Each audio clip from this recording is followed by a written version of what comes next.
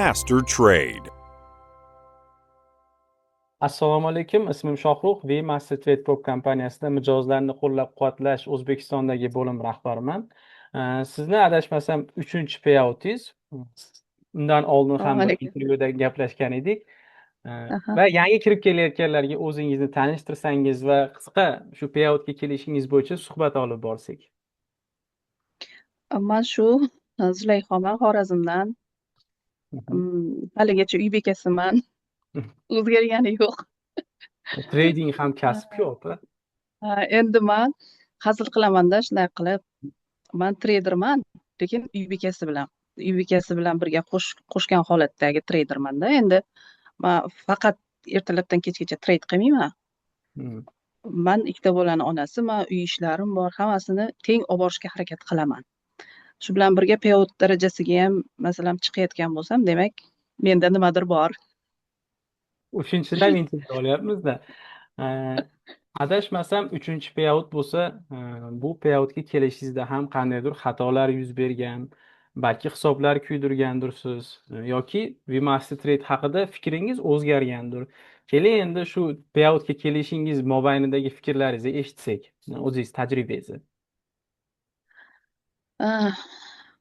Ikkinchi payoutimdan keyin ikkita shot kuydirdim. Polniy slив qilish darajasigacha olib bordim. Endi bilmasam, mukammal strategiya yo'q-ku bozorda. Minus qilmagan treyder emas deyishadi-ku ustozlarimiz. To'g'ri. Shundan kelib chiqib aytadigan bo'lsak, ikkita kuydirgan shotim o'zimni aybim bilan bo'ldi.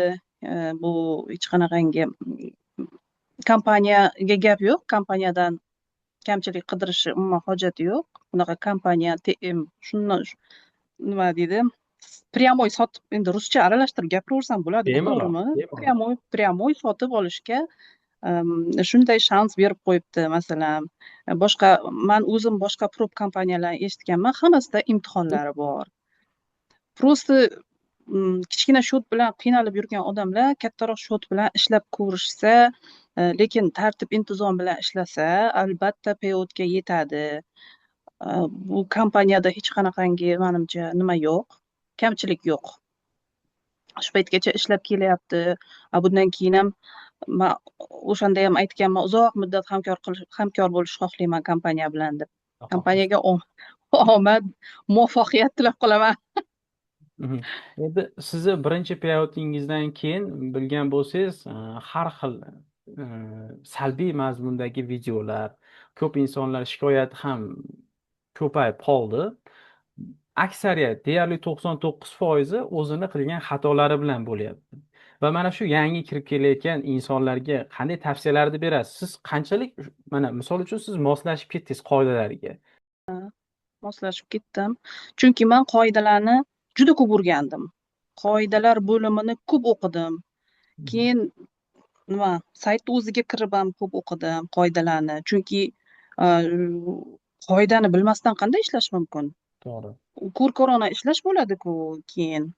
Shuning uchun bizda yangi kelayotganlar qoidalarni yaxshilab o'qimasa kerakda. Shuning uchun kompaniya ayblab, bu aslida bor narsani o'qimagandan keyin, o'sha narsani buzgandan keyin kompaniya aybdor bo'ladi ular uchun. To'g'ri. Va yana bir achinarli jihati bor.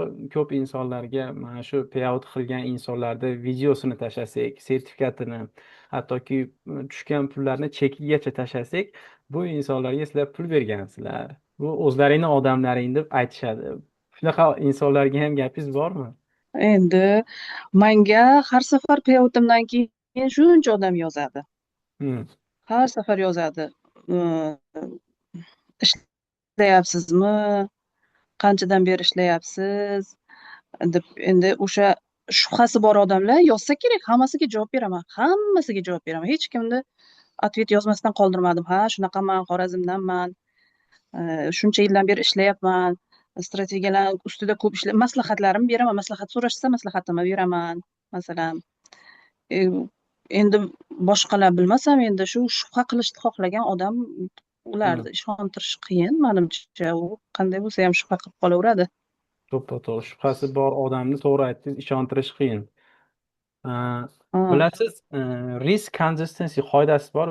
Bitta paraga 2% risk. Shu qoidani ko'pchilik ha. tushunmayapti. Siz o'zingiz tushungan misolingizda qilib tushuntirib bera olasizmi odamlarga? Masalan, xuddi bugun shu ishni qildim man. Yo'q, 2%ga emas, man kunlik 5%ga yetkazib qo'ydim. ikki Hmm, foiz ham bor. Endi ko'p odam tushunmasa kerakda. Masalan, 2% risk bilan shu yerda blokka tiqish qattiq qiyin narsada. hmm, Masalan, 50K, 100K da. Uning uchun u bir lot bilan savdoga kirish to'g'ri. kerak. Katta lot Unaqa bilan ketish kerak. Hmm, shu 100Kga, 50Kga masalan 0,10, 0,20dan masalan 3 ta 4 ta nima bitim ochsa, shu bilan kunlik profiti bajariladi. to'g'ri. Ular kichkina shot oladi и 10K oladida 0,10, 0,20 kiradi, keyin u nima qilsangiz ham 2%ga yetib qoladi. To'g'ri. Stop loss qo'ymoqchi bo'lgan payti masalan hisoblash kerak-ku, masalan stop loss qo'ymasa kerakda ular, masalan nima Hmm, bilmasam endi man qanday ishlaydi ular. hmm. Обязательно stop loss, man har bir stop lossimni hisoblayman. Bugun shunday qildim. Masalan 200, 300 stop loss, 300, 200 stop loss qarasam общий kunlik prosatga уже borib qolgan ekanman. 2000 minus bo'ldim masalan bugun. Unday minusli kunlar hammada bo'ladi, menda ham bo'ladi. Keyin uni sekin-sekin ko'tarib olaman. Shu yerda masalan 2300 da to'xtadim. Bo'ldi endi. Endi bu yog'iga kunlik hozir 5% urib qo'yaman dedimda, bozor yopdim. Endi dushanbadan xudo xohlasa yangidan boshlayman deb o'tiribman. Unaqa nima deydim, orqaga qaytish, minuslar hammada ham bo'ladi, menda ham bo'ladi. Eng zo'rman deganida ham bo'lsa kerak. Judayam to'g'ri. Chunki To'g'ri aytdimmi? vaqt vaqtida bozordan chiqib ketish bu ham bir qanaqadir strategiya o'zi aslida. Nafsni jilovlab, bugun kirmaslik minusdan keyin. Bu ham asli strategiya deb hisoblasak bo'ladi. Va qo'shimchasiga, e, bilasiz, kompaniyada yangiliklar bo'lib turadi. 50 kalik hisoblarga ham 2% risk qaytarildi, bilgan bo'lsangiz. 50 minglik Ha, hisoblar. qaytarildi. Bu ham ijobiy yangilik deb qabul qilsak bo'ladimi? Endi to'g'risi 2%lik risk 50Kda, 100Kda bilinmaydi. U Hmm, qoidani buzish qiyin dedim-ku hali. U to'g'ri. 10Klarga, 25Klarga bilinib qoladi. Katta lot bilan ishlashni xohlagan odamlarga. Shuning uchun e, sizga qancha pul kerak bo'lsa, qancha payout xohlasangiz, shunga yarasha depozitni sotib olish kerakda. 10K Mhm. olgandan keyin обязательно uni riskiga amal qilib ishlash kerak. 2% risk 10Kda paytim manga rosa xalaqit qilgan. Hmm. Endi hozir man 50Kdaman, man hech qachon 2%lik risk qoidasini buzmaganman, hech qaysi shotimda buzmaganman. Man faqat o'sha общий profit, общий nima borku, total loss borku, o'sha Mhm. o'sha o'sha bilan o'shangacha boraman, faqat o'shangacha Ha. borib, andan keyin счетni topshiraman. Bilasiz, O'zbekistonda stereotiplar bor. Trading faqat erkaklar uchun deyishadi. Ayol treyderlar juda ham kam. Yangi shu tradingga kirib kelayotgan qizlar, ayollar bo'lsa, qanday fikrlaringiz bor? Ishlasa bo'ladimi ayol kishi ham? Albatta, chunki masalan izlanuvchan, yangiliklarga qiziquvchan, man bilmayman deb o'tirmaydigan, hamma vaqt yangi texnologiya, yangi kashfiyotlar bilan qiziqib yuradigan har bir ayol tradingni bemalol o'rgansa bo'ladi. Endi trading hammaga ham mos kelmaydi-ku, hammani To'g'ri. ham didi har xil degandek. Trading masalan man tushunmayman, tushunmasam kerak, mani kallam chiqishmasa kerak, aqlim chiqishmasa kerak deb o'ylab yurgan xotin qizlarga maslahat bergan bo'lardim. Просто o'tirib ozgina o'rganib, bir oy, 2 oy shu haqida ma'lumot yig'ishsa Mhm. oson ekanini bilib olishadi. Просто ular atrofida yuribdi, qiyin bo'lsa kerak deb ichiga kirmaydi hech kim. Boshlamasdan turib o'zi qochishadi. Hmm. Ha, shunaqa qiladi. Lekin unchalik ham qiyin narsa emas, o'rgansa bo'ladi. Albatta kurslarda o'qish kerak, lekin samouchka bo'lsa bo'lmaydi. YouTubedan o'rganib ishlasa bo'lmaydi. Tradingda hamma o'ylaydi, o'sha YouTubedan videosini ko'rdim, bo'ldi, tamom ishlab ketaman deb o'ylaydi. Asli xato bu. Ustoz kerak. Ustoz bo'lmaguncha bo'lmaydi. Judayam zo'r fikrlar bo'ldi. Yangi kirib kelayotganlarga, hattoki ishlayotgan professional treyder, ayol treyderlarga ham judayam zo'r fikrlar bo'ldi. Keling endi bizni bo'limimiz bor, ya'ni mijozlarni qo'llab-quvvatlash bo'limi. O'zbek operatorlari, adminlar o'tiradi.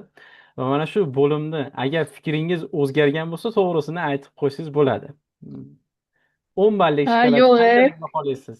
u 10 da 100 baholayman ularni. Zo'r, ular haliyam o'sha yangi kelganlar bilan ishlaydi. Qachon qarasa savollarga javob berishadi. Masalan, chatlarimiz bor-ku, masalan, chatlarda ham tez hamma o'ziga kerakli savolini javobini olib turibdi haligacha. Nima muammo bo'lsa, qiynalib qolsak, har safar erinmasdan o'tirib Telegramda yozishib, muammo hal bo'lguncha siz bilan aloqada turishadi. Saodat, Dilfuza, yana kimlardir bor. Man o'sha ikkalasi bilan ko'proq aloqada bo'laman. Bizga ajratgan vaqtingiz va iliq suhbat uchun katta rahmat. Ishingizga rivoj. Rahmat. Sog' bo'ling.